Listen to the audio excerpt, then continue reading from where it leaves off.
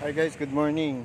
Nandito nga pala tayo sa Himalayan 450. Yan, yung bago. Himalayan 450. Madami lang nagtatanong ngayon kung paano daw i-reset yung service reminder. So guys, ituturo ko sa inyo kung paano i-reset yung service reminder ng Himalayan 450. Yan. Tulad niyan. Switch on.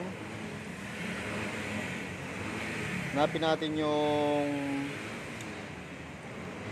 reminder niya na trip 1, trip 2, fuel range, fuel consumption, voltage, yan, service overdue. Yan guys, nakikita nyo ba to? Yan.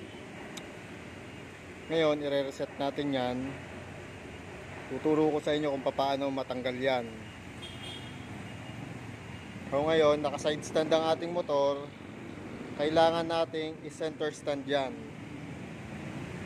para matanggal natin yung service reminder. Okay.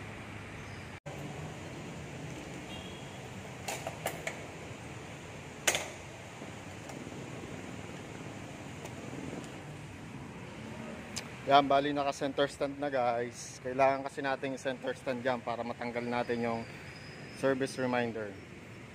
Yan. Kung mapapansin nyo, nandiyan dyan pa tayo.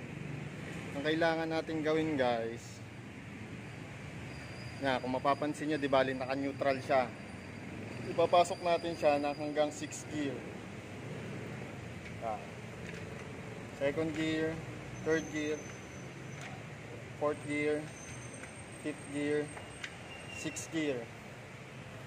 Kapag naitapat nyo na hanggang 6 gear yan guys, ngayon dito naman tayo, yan, dito sa stick, yan, papunta lang dito guys sa left, yan, 6th gear, then left, push nyo lang, hold nyo papuntang kaliwa, yan, yan, push hanggang kaliwa, wag bibitawan. Yan, yan. Pag natanggal na yan, okay na yan guys. Yan. So, ulit, paano tanggalin? Turo ko sa inyo. Tapat nyo lang siya dyan sa service reminder. Then, kailangan naka 6 gear ang inyong motor. Then, eto, push nyo lang siya, pakaliwa, long press. Tingnan nyo lang kapag nagbago na yung service reminder. Yan, pag nagganyan na, ibig sabihin okay na yan.